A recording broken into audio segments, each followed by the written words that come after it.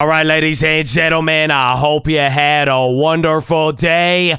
It was a nasty one, and the NASDAQ fell over 2%, marking the second worst day for the index of the year. Now, ironically enough, the S&P did not even fall 1%, and this is the longest streak of the SPY not falling more than 1% since 2017, and the answer to all of this is the earnings. Netflix and Tesla, it was a bad reaction, even though everybody is still debating how it played out, but we had a couple of other things, but this was the first warning shot of earnings as we are about to approach a huge week. So Chad, we got a lot to talk about. There was a bunch of other earnings, effects on the dollar, the pound. It was just overall, there was a lot of things happening, even the data, but we have to talk about next week because that's where all the action is going to happen, and we have plays for it. So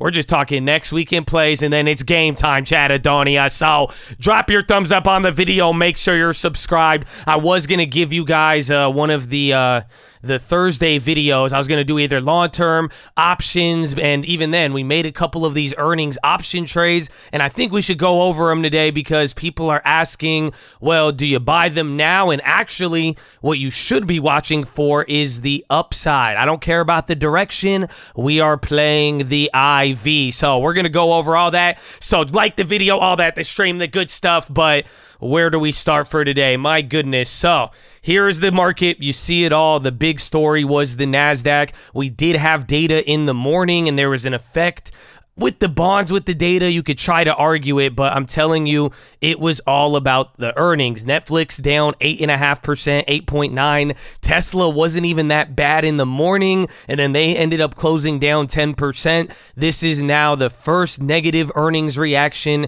and everybody just stepping away from this 52-week high, 52-week high, all-time high.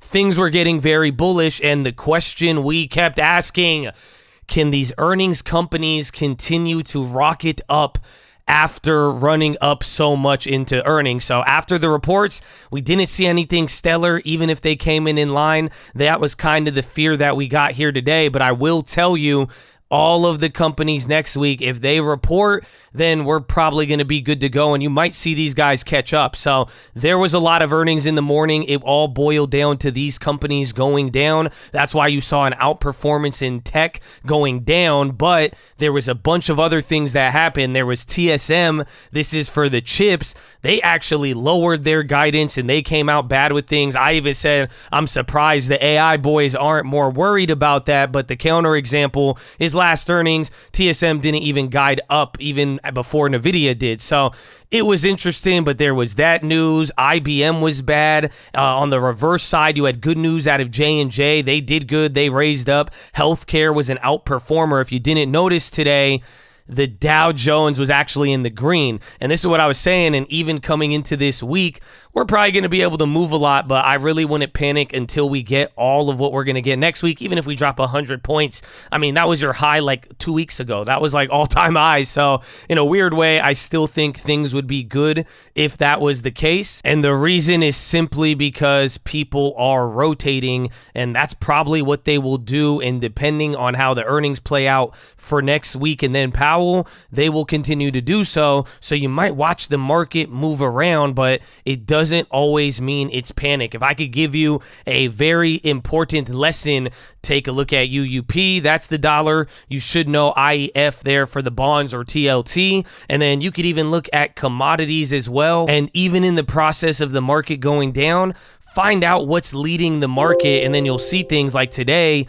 Utilities were going up. Every time the market would hit a low, you had utilities rallying and ripping, even healthcare, some of the earnings. You watch things going up while the market's going down, as opposed to everything coming down, dollar ripping, bonds ripping. That's letting you know there's more of a fear reaction as opposed to rotation. So that's what we saw clearly today. We've saw this many times where it looks like a rotation, and then a couple days later, it backs out, and then tech continues to rally. That's how how we got here. So just keep that in mind, and that's why be patient as we move into this next week, and that's what it's all about. But there was those good earnings with that. I think you had Discover. We made a play on that. The earnings out of UAL didn't really help. I think AAL, they even went down even though they beat, but they also had bad guidance, so that kind of calmed things down. And even the regional banks were a little bit mixed, but it was a lot of earnings. And then the data, we talked about that because there was a bond reaction. You had the Philly Fed, you had new home sales or existing home sales, and jobless claims. Jobless claims was probably the brightest spot out of all of it, but everything came in and it missed expectations, but not like a lot. And then even compared to last month, most of the data really didn't move much. So I went over it on stream. You could go through all the data, but in a weird way, all of the data keeps missing, but it's not changing enough to really cause much. And if I was going to say anything with the bonds today, I think today was just kind of the reality and reaction. If tech finally gave up and if tech is underwhelming, I mean, the first finger that's going to get pointed for growth stocks underwhelming, it's going to be at rates, and I think we kind of saw that a little today. So that's what we had here today, and now for the rest of the week, I've been hinting at it, saying it this whole time, and I'm telling you, I wouldn't move too crazy. Thankfully, we got some plays, and we'll get into that, but what I'm trying to say here is that tomorrow, there's not going to be much tonight for the Japanese yen. Ironically, I think last Thursday I made that video about it. It's a little bit higher or a little bit lower than where it was and higher than where we got in just a couple days before that. And now tomorrow's inflation, if that comes in lower, yen is going to get destroyed. If it comes in hotter, long yen will do good. And then July 28th. So that's going to be interesting. I think that's the only event we have. Might be a couple of data sets overseas, but now tomorrow's going to be some of the digestion. I have a play for the rebalance, and that's what you're going to see. I don't think it's the main event. And I'm telling you to be patient and even making your judgment, even how you're judging Netflix, Tesla, and the rotation and everything we're seeing right now is just next week. There's still 80-90% of the S&P that needs to report, and it is going to be these big companies, and that's where people today, this is them kind of reacting and getting prepared after riding the wave up. But once we get those results, if they come in good, people are going to ride with it. If they come in good but not good enough, we may see the same thing, and we'll see if people's fears come true, and then quickly it's followed up by Jerome Powell, and we were talking about it today. This is going to be so important, Powell and these earnings, because we're going to find out, does it bias time now as we end July and get towards the middle of summer, or are different things, are we going to start seeing things change? People are talking regime shifts and this and that, and we're waiting for so much, but this could tell us whether or not we have time, and I really think we may even see the bonds move because this whole time we've been talking about it. Months are going by, and now it's earnings. You've had the Fed and other inflation data. It's all staying the same way. So the answer to that 2001, 2006 question, it's still kind of up in the air, even though we have our leaning. So next week is going to be massively important, and then we'll find out. Is it going to be massively important because we see a shift coming, and that's what Powell and the earnings are going to confirm, or because it's going to give us now a hesitant green light for the next set of things to stop us and ride the wave up? So we'll see what happens, but Chad, let us get into the plays. So, right off the bat, we're talking earnings. The main question, I hope you understand it, and it's so hard to answer, and I'm seeing everybody arguing and go back and forth with it. It's not like good or bad earnings right now. The real question is, how do these earnings weigh themselves against the backdrop of already moving several dollars and hundreds of billions of dollars in market cap ahead of these reports? Like even Netflix, 8-9%. You're seeing a big NASDAQ reaction today. People were worried. Dude, this was that previous high I'm talking about. That's like if the SPY fell 100 points, you're still very elevated. To give you an idea, even after today and looking at, $435, that's like what, just under $100 higher than the previous high Netflix hit at the beginning of the year, which was already like another 120, 150 from the low it already ran up.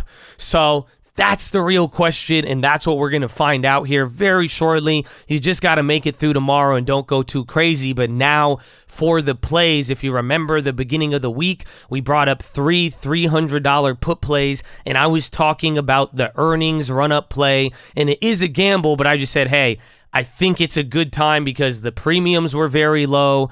things kept going up, and I think this may be our last opportunity before everybody reports, and then we might start watching the IVs pick up. So I'm going to tell you how to reverse this play, but that logic so far is working. You're seeing it here today. The funny part about all of it, were we right on the timing? Yeah, kind of. I grabbed this on Tuesday, but then what ended up happening, it was like Wednesday, everything kind of pretty much shot up again, and even the whole markets. I'm just looking at Amazon specifically, and then we had the reaction. So the premiums move kind of slow, but I want you to see this now, because if you want to go around plays, you could use this as a backdrop. If you have the play, the idea here now, and what I'm going to be doing is riding this up until they report next week. Before their announcement, literally the day of, I'm going to sell out some or all of these plays. This is where you make the decision. I will make it too, depending on how things play out. If I really think things could get ugly, I may hold one or two of these contracts,